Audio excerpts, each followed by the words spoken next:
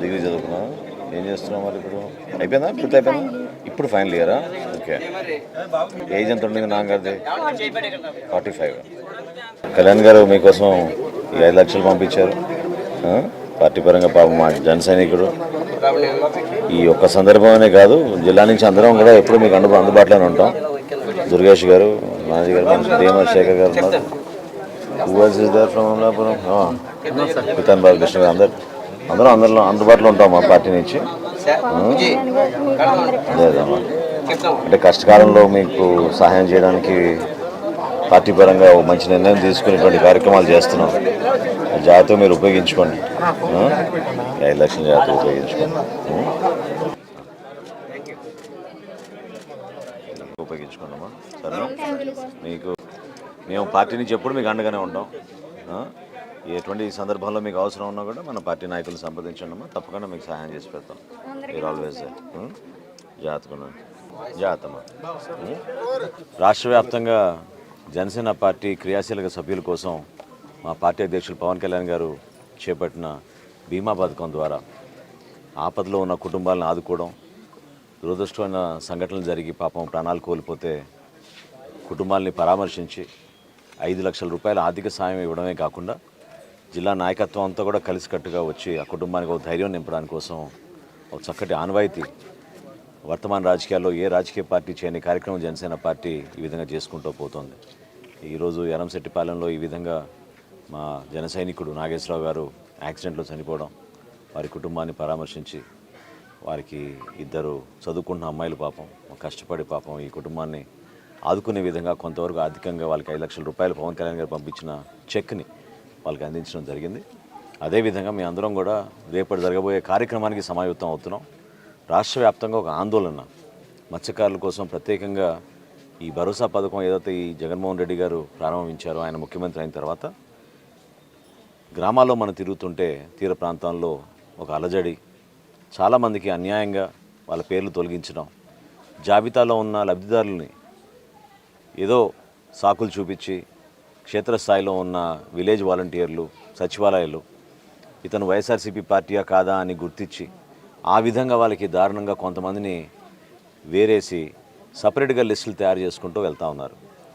ఈ కార్యక్రమం ఈ 30 తారీఖు కల్లా మరొకసారి కొత్త లిస్టు జాబితా వీళ్ళు ప్రచురించబోతున్నారు. కాబట్టి రేపటి రోజున మా ఈస్ట్ గోదావరి జిల్లా అధ్యక్షుడు దుర్గేష్ గారి నాయకత్వంలో రేపు కాకినాడ పట్టణంలో జేడీ ఫిషరీస్ గారి దగ్గర మేమందరం కూడా ఒక వినతి పత్రం ఇవ్వడానికి జిల్లా వ్యాప్తంగా వస్తున్న ప్రతి ఒక్కరు కూడా మత్స్యకారు సోదరులందరినీ కూడా రేపటి రోజున ఉదయం 10ంటికి ఈ కార్యక్రమం ప్రారంభించబోతున్నాం.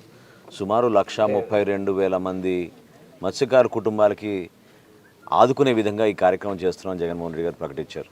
కానీ ప్రతి సంవత్సరం ఆ సంఖ్య తగ్గుతూ వస్తూ ఉంది. ఈ రోజున వాస్తవంగా 30% మందికి కూడా ఇది అందడం లేదు. ఆ 10,000 రూపాయలు ఏదైతే వేటకు వెళ్లకుండా ఈ 2 నెలలు వాళ్ళకి ఒక ప్రోత్సాహకంగా వాళ్ళు ప్రభుత్వం నుంచి అందించాల్సిందో అది కొంతమందికే పరిమితమై అందరికీ నష్టం జరుగుతోంది. సో రేపటి రోజున మేము చేయబోయే ఈ కార్యక్రమం ఖచ్చితంగా రాష్ట్ర వ్యాప్తంగా అధికార యంత్రాంగానికి తెలిసే విధంగా ఈ పొరపాట్లు చేయకుండా, వివక్షలు చూపకుండా క్షేత్రస్థాయిలో పార్టీలకు అతీతంగా వీళ్ళకి అందుబాటులో ఉండి న్యాయం చేసే విధంగా జనసేన పార్టీ నిలబడుతుంది. గతంలో కూడా కాకినాడ నుంచి నరసాపురం వరకు పాదయాత్ర చేసాం మత్స్యకార సమస్యలపైన. పవన్ కళ్యాణ్ గారు ఆ రోజు నరసాపురం బహిరంగ సభలో పాల్గొని ఆయన కూడా పాల్గొని అనేక అంశాలపైన మాట్లాడారు. మన మత్స్యకార సోదరులందరికీ వాళ్ళ కుటుంబ సభ్యులందరికీ కూడా జనసేన పార్టీ నుంచి ఎప్పుడు కూడా మేము అండగా నిలబడతాం. ఈ కార్యక్రమంలో మీరందరూ కూడా పాల్గొనండి. ప్రభుత్వానికి తెలిసి రావాలి వాళ్ళు చేస్తున్న పొరపాట్లు. ఆ లిస్టు ప్రచురించే ముందు క్షేత్రస్థాయిలో మరొకసారి సర్వే చేసి అందరి పేర్లు ఆ జాబితాలో ఉండేటట్టు ఆ బాధ్యత ప్రభుత్వం తీసుకోవాలి. ఎందుకంటే జనాభా సంఖ్య పెరుగుతూ ఉంది, కానీ విచిత్రంగా ప్రభుత్వంలో ఉన్న లెక్క మాత్రం తగ్గుతూ ఉంది. సో ఏదైతే వీళ్ళు బడ్జెట్లో అద్భుతంగా మేము మత్స్యకార సోదరులకి కార్యక్రమం చేస్తున్నాం అని చెప్తున్నారు, అది మాత్రం క్షేత్రస్థాయిలో పూర్తి స్థాయిలో విఫలమైంది. కొంతమందికి అది ఉపయోగపడుతుంది. Thank you. ఆసక్తి కలిగిన వాళ్ళు పనిచేసుకుంటారండి. పొత్తులతో సంబంధం ఏముంది? ఇప్పుడు ఒక రాజకీయ పార్టీగా మేము ఎదగాలనుకున్నప్పుడు ప్రతి నియోజకవర్గంలో, ప్రతి మండలంలో అనేక కార్యక్రమాలు చేసుకుంటూ ముందుకెళ్తూ ఉంటాం. పార్టీ బలోపేతం కోసం మేము అందరం కృషి చేస్తున్నాం.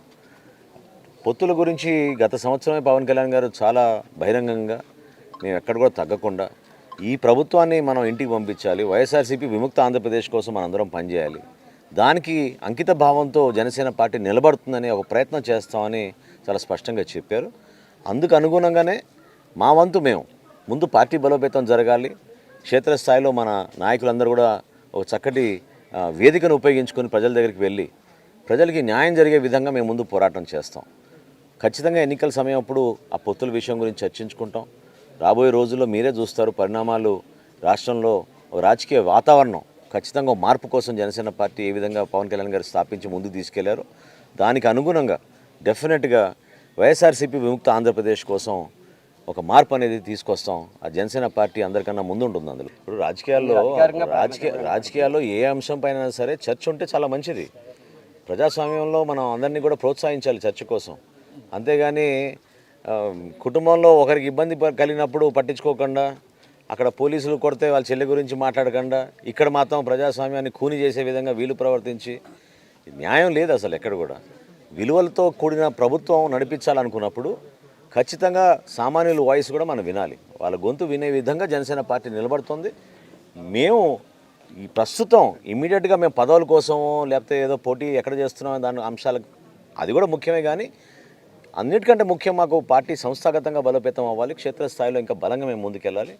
దానికి అనుగుణంగా మేము పనిచేసుకుంటూ వెళ్తాం. ఇటువంటి కార్యక్రమాల ద్వారా మా జన సైనికులకు భరోసా, పవన్ కళ్యాణ్ గారు లాంటి నాయకుడు ఏ విధంగా దూరదృష్టితోటి మంచి ఆలోచనతోటి ఈ రాష్ట్రానికి మేలు చేసే విధంగా పరిపాలన అంటే ఈ విధంగా చేయాలి, ప్రతి ఒక్కరిని మనం ఆదుకోవాలి, మనస్ఫూర్తిగా మేము ఆ కుటుంబానికి ఈరోజు ధైర్యం ఏ విధంగా నిలిపామో ఆ విధంగా ప్రభుత్వంలో ఉన్న పెద్దలు కూడా చేయాలి. అంతేగాని దుర్మార్గంగా కొంతమందికే ఉపయోగపడి వాళ్ళ జేబులు నింపుకోవడానికి వాళ్ళు సంస్థలను ఉపయోగించుకుని ప్రజాస్వామ్యంలో ఉన్న విలువలతో కూడిన వ్యవస్థల్ని నిర్వీర్యం చేయడం అనేది చాలా బాధాకరం.